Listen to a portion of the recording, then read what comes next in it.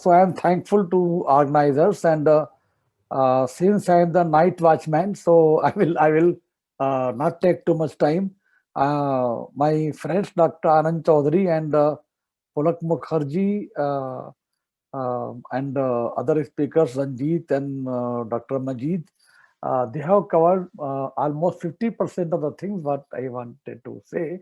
But today's topic allotted to me was on safety aspects of Ayurvedic products. So, Ranjit, I will not be talking about the availability of the mercury. Rather, I'll be talking about the safety aspects of the products. So, mercury availability we'll talk sometime later. So initially, long back, the relationship of a physician and a patient was very, very holy relationship. Neither patient doubted the intention of the doctor, physician, Vaidya, nor Vaidya doubted. Both had trust on each other, so there was no question at all of questioning either efficacy or safety of the product. But when commercialization started, and governments started intervening and coming license, etc. system started, then three aspects came up. One was quality, safety, and efficacy. So initially it started from safety, from efficacy. Later on, WHO added quality, safety, and now affordability. Also, now there are four aspects. So efficacy, safety, quality, and affordability. But the second part of my topic is going beyond toxicity studies. Safety aspects, going beyond toxicity studies, is this is what I want to say, that now the safety aspect has gone beyond toxicology. Now it includes quality, which means contaminants. Now also includes, Dr. Polak already has covered herb drug interaction, that also has now become part of the safety of the products. And as Dr. Anand already told, that WHO has come out with a document on rational appropriate use of Ayurvedic medicines, and I appreciate the efforts of Anand and ACRS to come out with that. Now I will come straight to what are the factors responsible for safety concern.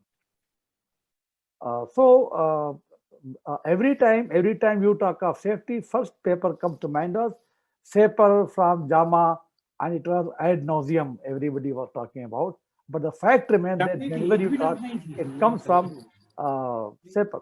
So, what are the factors? Use of toxic substances, improper manufacturing processes, contaminants, including adulteration, improper use, poor quality, misuse. One by one, I will talk slowly. So when you talk of toxic substances, there is a Schedule E1 in the Drugs and Cosmetics Act, where Upvish and Vishvarg are using only after the Sodhan. So this toxicity aspect is taken care of. These are some of the products which are mentioned either Vish or Upavishvarg, and their adverse effects are also mentioned if the Sodhan is not done properly. So therefore, though they are without Sodhan, they are toxic, but after Sodhan, they are not toxic. And this is very important area of research. A lot of work has been done at my institute from Banaras Hindu University. I myself have worked on Kuchla, Stigmas. I know the work was done on Aconitum ferox and on Dhatura, and also Bhalatak also. A lot of products have been worked where it was proven beyond doubt the changes in chemistry before Sodhan, after Sodhan, and in safety by conducting actual toxicity studies, and not only toxicity, going beyond to the pharmacological studies also, how pharmacological profile of the drug totally alters after the Sodhan process. And then we talk of the improper manufacturing process. This is very simple. Kapardika Bhasam. Look at the last one. The test of the quality, if you are not given 7 potash, then see, ideally, the pH of the product should at 0 minute be 7, at a 75 minutes. So you just look at the pH of the product inside the water for 75 minutes. It should be not more than 10 to 20%, not more than 10% of the baseline. But you look at the number 2, from 7.75 became 11.37. took a number 2 from 7.61 became 11. So this is very simple test of quality whether the proper manufacturing procedure was followed or not for simple product like Kapratika Vasa. But behind this table, behind this table, reams and reams of research data was uh, generated, created. Adulteration, we know, all of us know very well, during collection, at the end of the vendor, during manufacturing, but proper GMP execution does take care of the adulteration process these days, if it is not due to greed, of course. Then we come to improper use of the product. Now, improper important factors for you. If you remember, first case which was published in Lancet long ago, I think some 15 years ago, of a lady who was taking Garbhapal Ras and her blood was found to have very heavy level of the mercury. Why it was happened?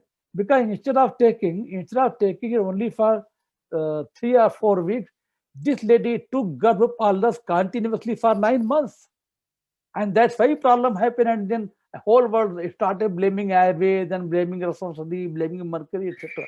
So that's the improper use. So important factors: so vehicle, when to take, how to take, and then relationship of administration with food, improper dose, incompatible formulations, do's and don'ts have been followed or not, and most important is whether Ayurvedic physician has spent time and whether the Rasaushadhis were taken under the supervision, under exactly as per the guidance recommended by the Ayurvedic physician or not. If they are not, probably even the safe drug becomes toxic. Then poor quality. Government of India has taken a lot of initiative. All of you know, Ayurvedic Pharmacopoeia committee responsible to frame the pharmacopoeia, raw material as well as finished products, and now they are quality standards, and those quality standards are there to be followed. Yes, right. They are not available for all the products, but for whatever products they are developed, they are mandatory. And in between us, so now there was a mandatory after SAPER's JAMA paper, heavy metal testing was made mandatory. I will share one slide with you after that. And to meet the requirement of quality, as somebody shared, about almost 8,000 of the manufacturing units, all of them cannot afford to have testing laboratory. So government also gave a provision of creating of approving a commercial laboratory which can be used by any industry to send their samples to test the quality. One more use of concern is misuse, abuse. So uncontrolled self-medication is one of the reason. Like I told you that example of Garbhpalas, then control mechanisms are being devised to tackle the issue. There are already drug and medical remedies objectionable act is there in place, advertising standards council is there, forum of Ministry of Consumer Affairs also is available. So now anybody can make complaint against any company if you find a claim which is not sustainable, and but still the uncontrolled self medication might still remain a problem, especially in case of Rasaushadhis. But National Pharmacovigilance Center is there. Ministry of Ayush has created these centers at Jamnagar, All India Institute of Ayurveda, Banaras Hindu University. Lot of data has been compiled. I am very happy to know from Dr. Sastry today that some close to 600 papers are coming shortly on the pharmacovigilance data, which has been collected in the almost for the 15 years. That will be a very good document to prove safety of the products. How government tackles it? So in GMP, as I told you, raw material, process, finished product. Everywhere, good manufacturing practices have applied. Their proper documentation is there. Schedule even ingredients. This is mandatory. That if a proprietary medicine is there which contains any ingredient from Schedule E1, it has to undergo the toxicity study. But only proprietary medicines, not the classical medicine. And then all other quality control measures are there, and there are dynamic mechanisms to introduce relevant regulatory notification from time to time. Like I told you that after that JAMA paper, heavy metals is made mandatory.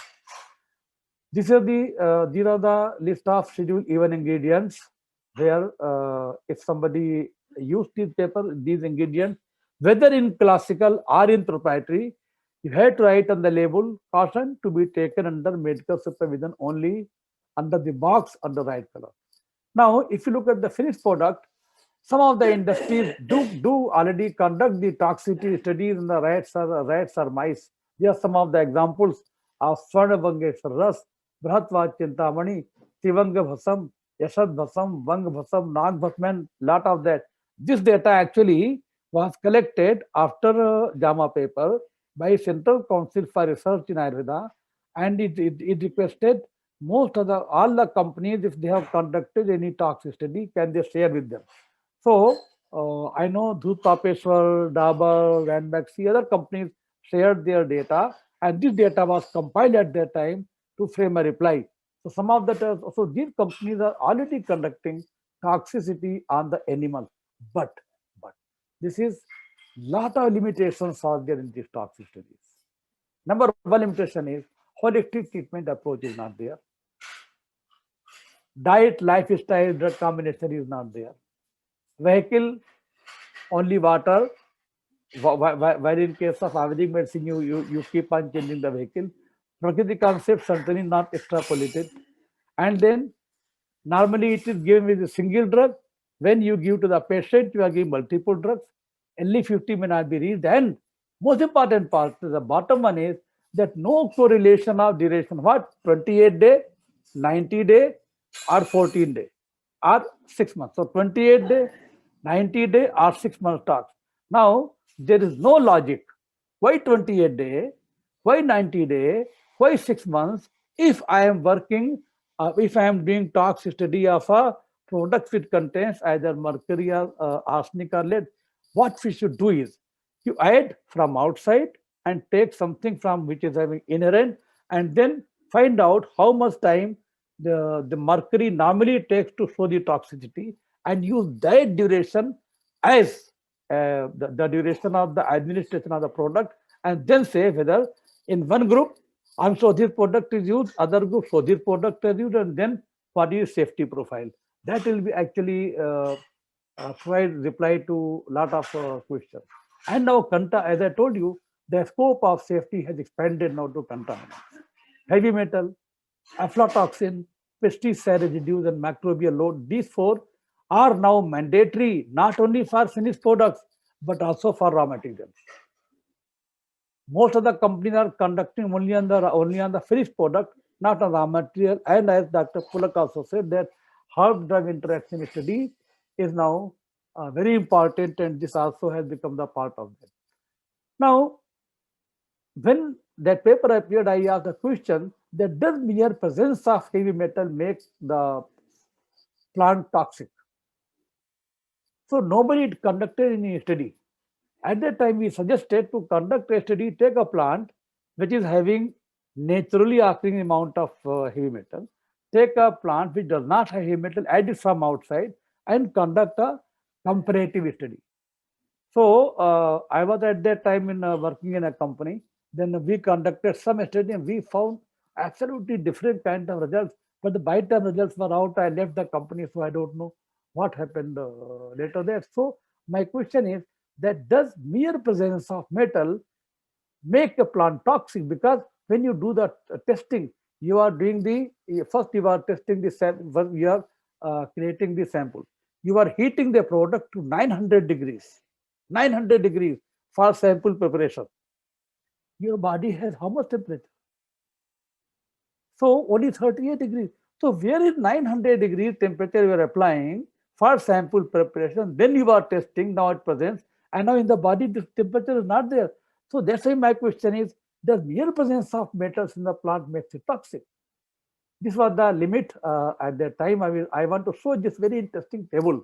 I am sure a lot of you are not aware of this table, because this was the one table which formed the basis for Government of India to come out with the data with the limit of mercury, lead, cadmium, and arsenic.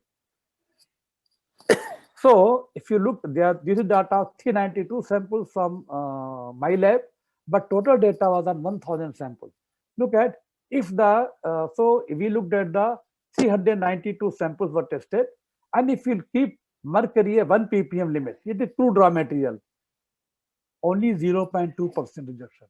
If we keep mercury at 0.1 ppm limit, then 8.7% rejection. If you take lead, sorry, if you take lead at 10 ppm, 0.5% rejection. If you keep at 5 ppm, then it was 3.5%, like that. So this table became the basis of fixing the level of mercury at 1 ppm, lead at 10 ppm, cadmium at 0.3 ppm, and arsenic at 3 ppm. So if people think it was arbitrary, no, it was not arbitrary, but this was based on the raw material, not on the finished product. Herb-drug interaction, already Dr. Pulak has spoken about, so I will not speak about too much about it. Uh, only one point I want to add here, that when I say herb-drug interaction, so this is example of Salacia. We have a product at Jhandu, so we have conducted a study. Here we have looked at interaction with the metformin, with the glyphosate, with the glimepiride. So whatever product somebody can take along, if at that age somebody is diabetic, he also may be having some products for cholesterol, some products for diabetes. So we conducted these studies on CYP 450 isoenzyme with comparison to Salacia, and it was not found to have any interaction at all. Now at least in my company, we are having it mandatory for every new product we are using it. So the scope of toxicity of safety has now gone beyond the animal toxic studies.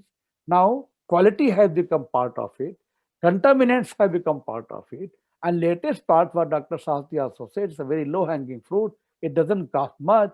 So herb drug interaction can also become the third leg of this safety aspect of the product.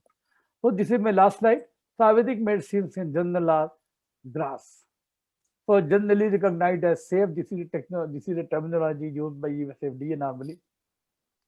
And regulatory measures Thank are you. by Government of India, and safety established through the documentation already available. So as far as safety is concerned, the scope of safety is now gone beyond toxicity studies, and I have not spoken anything about the use of mercury and those, because that's a long topic in itself. So with this, again, I thank the organizers once again.